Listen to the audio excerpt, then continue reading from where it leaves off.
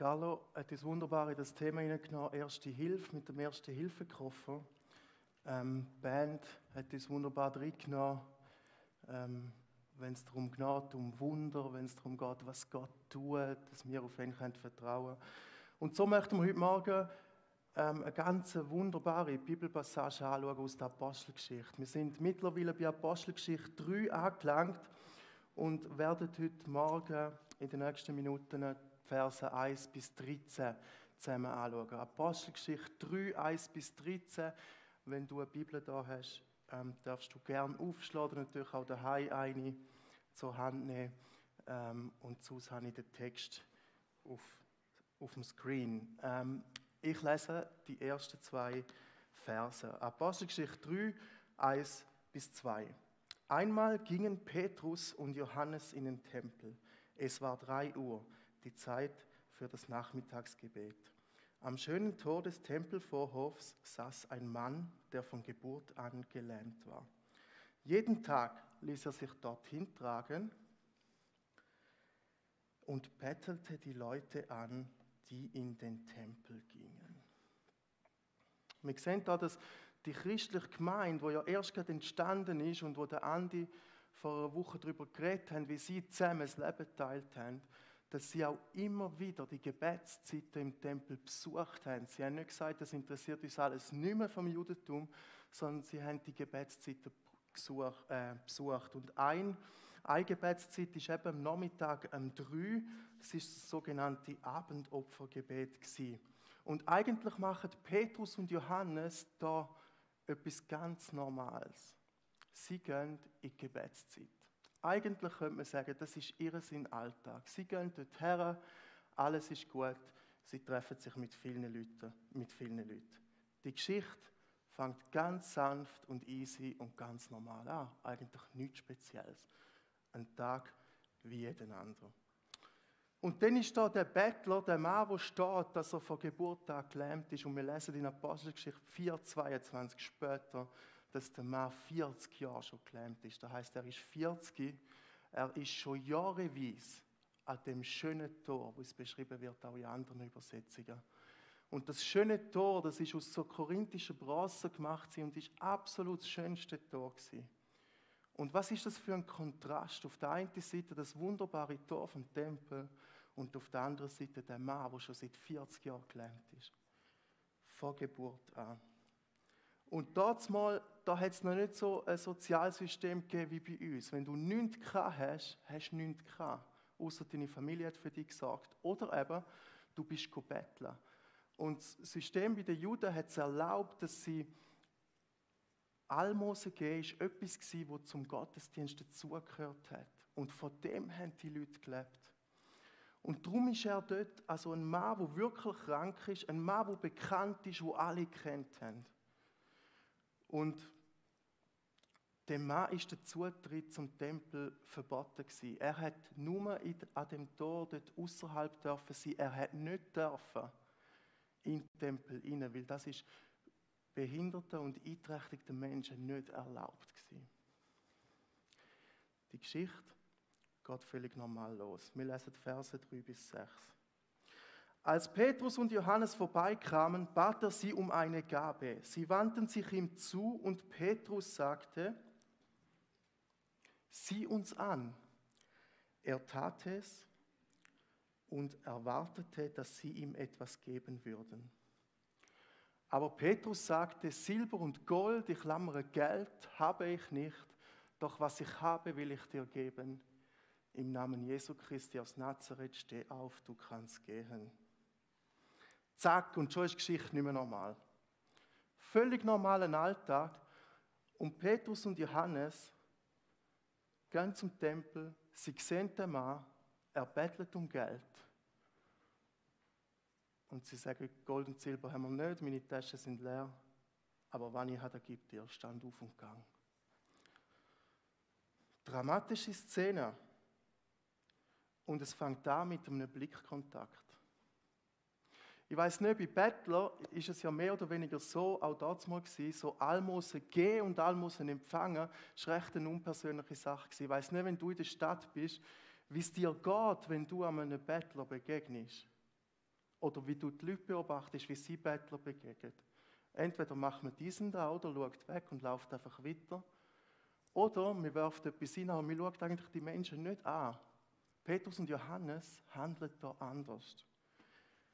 Und das Wort, das gebraucht wird im Griechischen für Sehen von dem Bettler, das ist ein normaler Blick gewesen.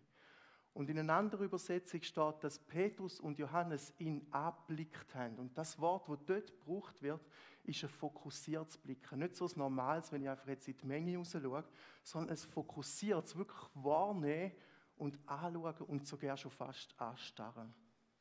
Petrus und Johannes nehmen mit dem Mann, kommen mit dem Mann in eine Beziehung, gehen irgendwo einen Blickkontakt ein. Und ich merke, ich habe diese Woche eine Situation erlebt, also ich muss ehrlich sagen, Gott hat echt Humor, das ist schon interessant. Jeden Montag gehe ich posten. Ich gehe nicht in die Innenstadt, sondern eher ein bisschen im Westen. Und ich habe schon wirklich Wochen, wenn nicht monateweise, niemand mehr gesehen, der gebettelt hat. Letzten Montag gehe ich in den Laden, das erste, was ich sehe, ist. Und jetzt stellt euch vor, du bist in dieser Predigtvorbereitung. Du siehst den Mann. Und jetzt, was machst du? Gut, ich bin dann irgendwie ein bisschen peinlich berührt gewesen, und wie es so ist, ich laufe in den Laden. Ich laufe einfach dran vorbei. Ich habe ihn angeschaut, das schon. Zumindest das habe ich gelernt. Ich bin in den Laden reingelaufen und irgendwie habe ich mein Zeug gekauft und irgendwie habe ich gedacht, ja, aber das kann es jetzt eigentlich nicht sein. Irgendwie, jetzt bist du in dem Innen und du siehst ja, der ist ja nicht so, dass er ihn nicht gesehen hat. Und nachher habe ich mir überlegt, okay, schauen wir mal, was weiter passiert. Ich bin an die Kasse gegangen und dann sehe ich auf einmal den Mann hinter mir an der Kasse. Mit seinen Kräscheli-Säckchen da, alles zusammen, Gesamtwert vielleicht 10 bis 15 Franken. Ich dachte, coole Gelegenheit, komm, ich lade ein, ich zahle es. Ich dachte, yes, cool, kann ich am Sonntag erzählen, gell, mega gut. Das nächste Mal, als ich hinterher schaue, ist der Mann weg. Er ist einfach weg, er ist in eine andere Kasse gegangen zu zahlen und ich wollte da nicht überschreien. Und dann habe ich mir überlegt, was mache ich jetzt? Und ich habe einfach aufs Gestell geschaut und irgendwie den Eindruck gehabt, was hat so ein Mann, was kann er sich nicht kaufen? Und dann habe ich so das Gestell gesehen, voll Schocke, habe ein paar Sachen gebracht und habe gedacht, ich gebe ihm es dann einfach. Ich bin rausgelaufen, habe so Brügeli und Mars und was auch immer genommen, habe ihm seine Hand gedrückt, habe ihn freundlich angeschaut, wir haben kurz miteinander geredet, ich habe nicht für ihn gebetet, aber wir haben kurz miteinander geredet und er ist mit einem Strahlen heimgegangen. Aber eigentlich, wenn ich einen Bettler sehe, bin ich oft hilflos. Ich bin unsicher, was soll ich jetzt machen? Auf der einen Seite hörst du von organisierten Banden, die nachher mit dem Mercedes wegfahren. Auf der anderen Seite sind da wirklich Leute, die Not haben. Der Mann hat wirklich den ganzen Haushalt dabei gehabt. Und mich ist irgendwie manchmal so peinlich berührt, oder? Und Petrus und Johannes gehen dann und sie haben eigentlich materiell gesehen nichts, aber innerlich sind sie total reich. Sie geben dem Mann etwas, was kein Mensch mit Geld zahlen kann. Und sie sagen, im Namen von Jesus stand auf und gang. Im Namen von Jesus heisst, in der Autorität von Jesus. Und indem Petrus sagt, Jesus Christi, bezeugt er, dass der da gekreuzigt worden ist, dass der Messias und Retter ist, wo die Juden ans Kreuz genagelt hat. Er bezeugt, hey, in dieser Kraft von dem Messias, auf den ihr erwartet, auf den, in dem Namen soll das Wunder passieren. Ja, ich habe mich gefragt und ich merke in meinem Alltag oft, wie gehe ich durch die Welt durch. Oft habe ich schon so den Scheukappenblick, weil oft, wenn ich vom Büro wegfahre oder von daheim ins Büro, mir hat schon ziemlich genau und ich bin wahrscheinlich schon strukturiert, nicht so strukturiert, aber gut strukturiert, dass ich im Kopf habe, dass ich weiß, was ich machen möchte. Wenn ich irgendwo ins Büro komme oder wenn ich heimkomme, weiss ich, muss ich noch entweder etwas posten für den Mittag oder ich muss dann gerade irgendwie noch etwas erledigen mit dem Kind oder was auch immer. Und das hindert mich oft daran, mit offenen Augen durchs Leben zu gehen und zu schauen, wie Petrus und Johannes das machen, einen Blick haben für die Not, wo mir begegnet. Das heisst nicht, wir lesen da nichts davon, dass Petrus und Johannes allen Bettlern geholfen haben.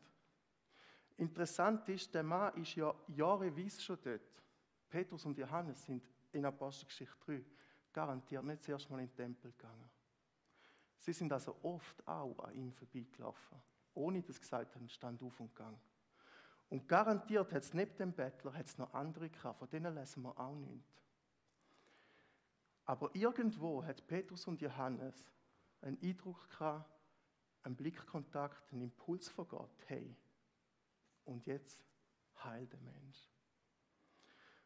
Und das ist etwas, wo ich merke, ich möchte oft mit so Augen durchs Leben laufen. Ich möchte mit Augen durchs Leben laufen, dass ich sage, hey Jesus, ich muss nicht jedem helfen, wo ich Not sehe. Aber dort, wo du mir einen Impuls gibst, dort, wo du mir sagst, wie jetzt mit dieser Schocke, dort möchte ich es tun. Dort möchte ich meine erste Hilfe anbieten. Und wir als Christen haben so unglaublich viel. Wir sind von Jesus so beschenkt worden, in eine Freiheit und in eine Liebe, wir können weitergeben. Und oft ist ein Liebeswort, ein freundlicher Blick, ein Gebet, eine gute erste Hilfe. Aber oft merke ich bin so beschäftigt mit meinen eigenen Sachen, ich bin so fokussiert auf meine eigenen Sachen. Es dreht sich oft alles um mich in meinem Leben, dass ich den Blick gerne nicht habe für andere.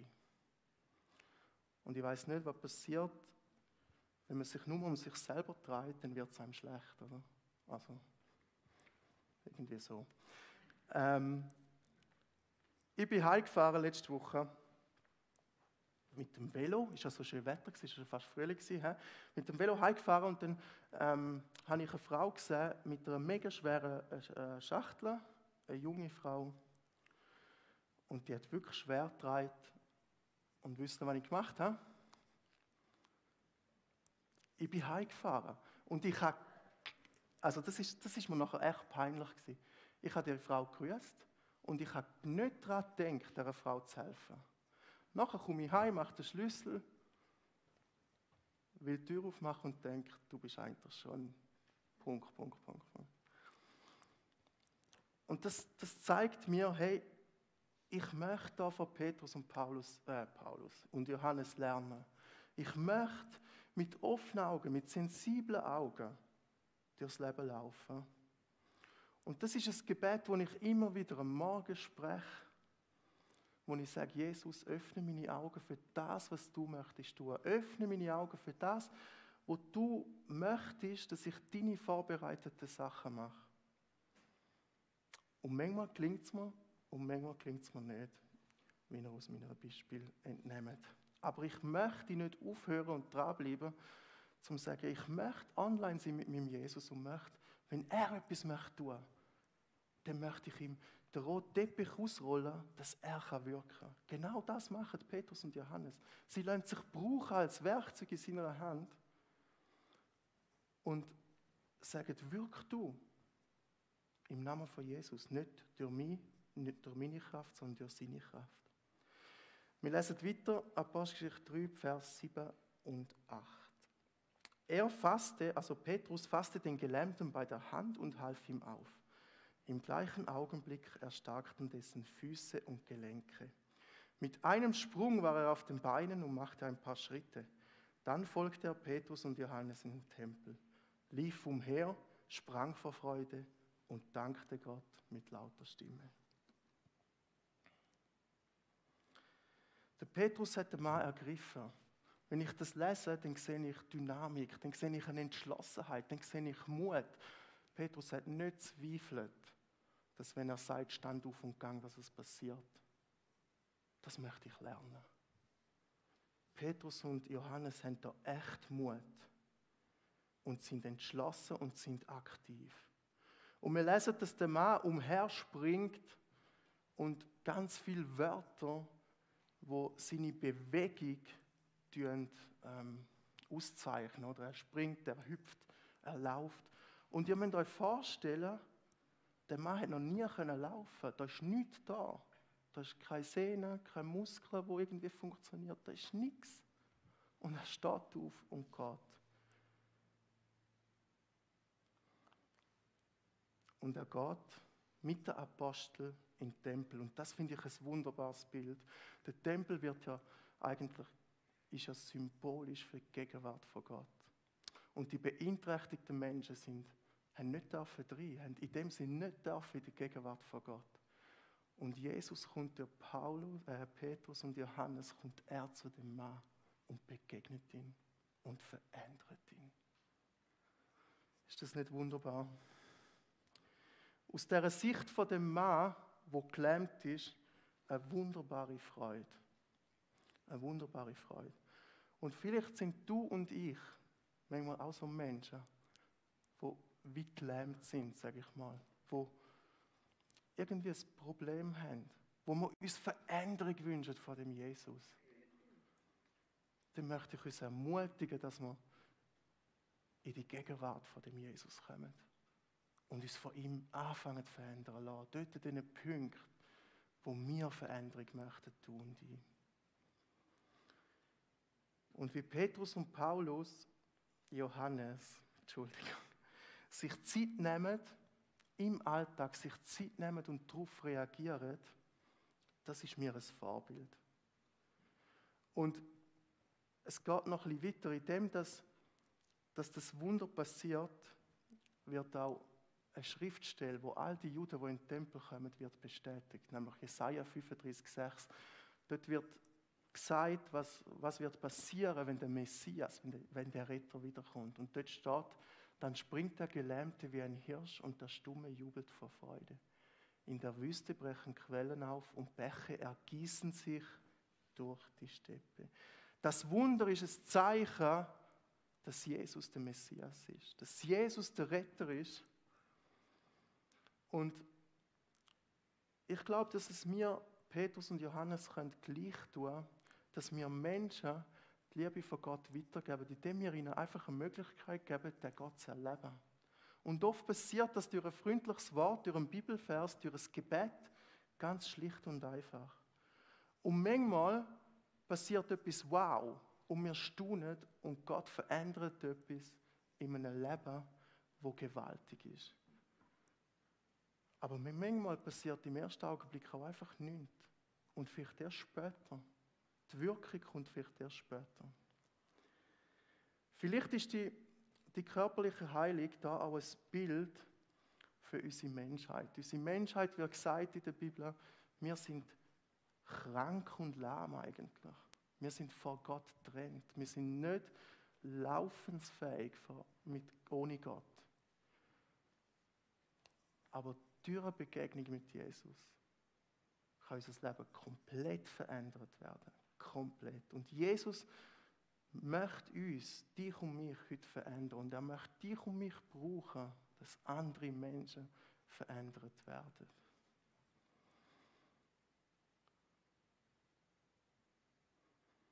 Wieso tut Gott das Wunder? Auf die einen Seite sicher, das sehen wir auch bei Jesus, weil er Mitleid hat mit dem Menschen, wo lahm ist, weil er ihn liebt. Und auf der anderen Seite hat er aber auch in seiner Souveränität einen Plan mit seinen Kindern, wo uns manchmal verborgen ist. Manchmal beten wir und Leute werden gesund und manchmal beten wir und Leute werden nicht gesund. Und vielleicht ist es auch darum, weil wir einfach manchmal nur Fransen sehen von einem Teppich. Wir sehen einfach das, was jetzt gerade ist. Aber Gott sieht das ganze Bild.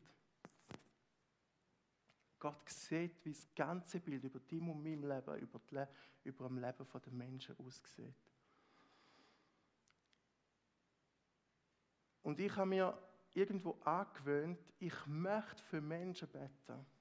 Ich möchte daran glauben und weiter dranbleiben, dass Gott heute Wunder tut. Das ist meine tiefe Überzeugung. Gott tut heute noch Wunder. Und wenn Jesus sagt, stand auf und gang, dann steht einer auf und dann geht er. Und ich wünsche mir, dass wir so Sachen dürfen erleben, dass Gott unsere und Menschenleben verändern darf, wie auch immer das aussieht. Manchmal eben so im Wow und manchmal ganz im Stillen und Kleinen. In meinem Herz oder sonst irgendwie durch etwas, wo er mir zu lieb tut, wo ich mich geliebt fühle. Aber eins dunkt mir entscheidend zu sagen, Gott hat eine Absicht und einen Plan mit dir und mir und nichts passiert einfach so. Gott macht keine Fehler. Gott lebt, haben wir gesungen. Gott lebt und er macht keine Fehler. Und Wunder passieren oft auch zur Bestätigung von Jesus und seiner Botschaft. Zur Zeit von Jesus sind mega viele Wunder passiert, um die Botschaft von Jesus auch zu bestätigen, dass die Schriften zum Beispiel in Erfüllung gehen. Die Bibel verheißt uns nirgends ein Leben im Wohlstand und in voller Gesundheit. Wir lesen in Offenbarung ganz am Schluss, wenn Jesus wiederkommt, lesen wir, dass Leiden und Schmerz werden vorbei sein für immer. Aber erst dann, irgendwie leben wir noch in dieser gefallenen Welt und Krankheit in dieser Welt gehört irgendwie einfach noch dazu. So dumm, dass es ist. Aber wir dürfen dranbleiben. Wir dürfen uns nach Wunder ausstrecken und sagen, Jesus verändert die Situationen und er tut Sachen. Ich möchte euch ein Beispiel erzählen. Wir sind vor einer Woche bei einem Ehepaar von unserer Gemeinde daheim gewesen. Wir wollten die anfragen, wir haben sie angefragt, um unser Ehepaar, mich und Trebi und das Familie ein bisschen zu coachen. Wir haben schon lange so jemanden gesucht, der uns ein bisschen coacht, der auch Gebetsunterstützung ist, einfach privat in der Erziehung, aber auch im Dienst. Und unsere Kinder haben gespielt, alles wunderbar, völlig normale Situation. Auf einmal aus dem Nichts fängt der Leon einfach an zu schreien, er hat Bauchweh, du siehst in seinem Gesicht, er wird bleich. Scheisssituation. Auf Besuch, so Zeug. Ich, der so flexibel bin, habe das wahnsinnig gern. Er hat dann gesagt, komm Leon, wir gehen aufs WC. Vielleicht musst du aufs WC. Er ist auf dem WC gehockt, ich habe für ihn gebetet. Nichts passiert, er hat noch weiter geschrauen, hat noch mehr wehgetan und hat einfach nicht aufgehört. Und nachher haben wir mit dem Ehepaar zusammen uns eins gemacht und haben einfach für den Leon gebetet, haben das Lied gesungen. Und schon spannend war, dass, wo die letzten Töne verklungen sind, ist der Leon ruhig geworden und die Bauchweh war nicht mehr da gewesen. Farbe ist in sein Gesicht gekommen. Etwas Wunderbares für mich, etwas Kleines für den Leon und die Welt. Und das ist unser Jesus. Er tut heute noch Wunder. Und auch wenn er ein Wunder nicht tut, warum auch immer, ich habe aufgehört zu fragen, warum. Mein Part ist zu zeigen und zu beten. Und nicht zu fragen, warum tust du dort und warum tust du dort nicht. Das möchte ich Gott in seiner Souveränität überlassen. Aber ich weiß, dass Jesus immer heilt. Entweder sofort in einem Prozess oder spätestens, wenn er wiederkommt. Und tröstend finde ich, wir haben einen Gott, wir haben einen Jesus, der weiß, was es heisst, zu leiden. Wir lesen die Verse in Jesaja 53, wie er gelitten hat. Er ist nicht ein Gott, der nicht weiß, wie sich Schmerz, Krankheit und Tod anfühlt. Jesaja 53, 3-4. Die es möchten nachlesen. Darum glaube ich, dass es hilft, wie sie der Mann erlebt, nur bei Jesus gibt. Und der Mann ist zwar vollkommen gesund, der Gelähmte, aber er hat wieder sterben. Er ist auch gestorben, ganz normal. Er lebt jetzt nicht ewig und heute noch. Wäre noch cool, dann könnte man ein bisschen mit ihm reden. Aber er ist wieder gestorben. Und darum gibt es etwas Größeres als physische Heilung. Und das ist innerer Frieden mit Jesus. Und genau das macht Petrus und Johannes. Sie bringen ihm Jesus durch ein Wunder begleitet.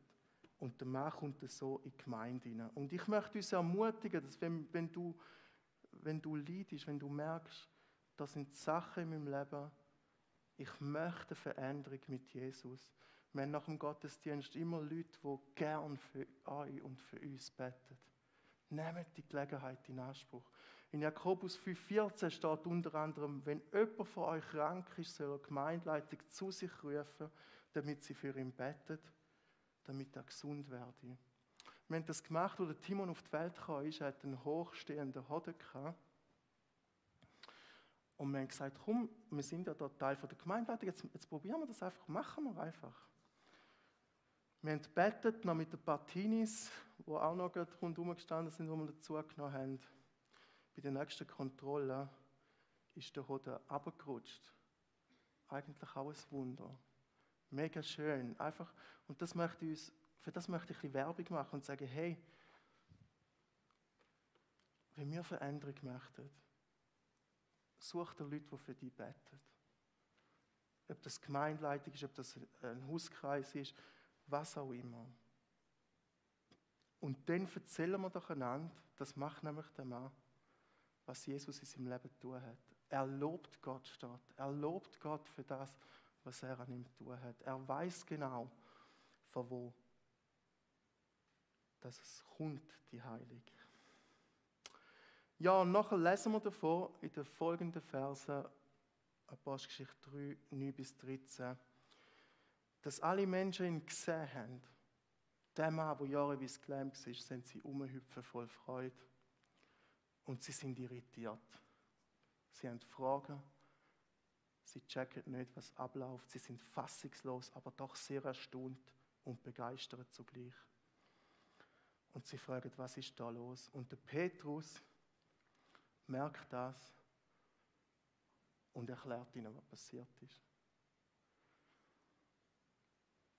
Petrus hat schon mal so einen Pfingst-Input gehabt und da ist Input Nummer 2 inhaltlich sehr ähnlich, wenn er dort mal gesagt hat, er verkündet ihnen das Evangelium.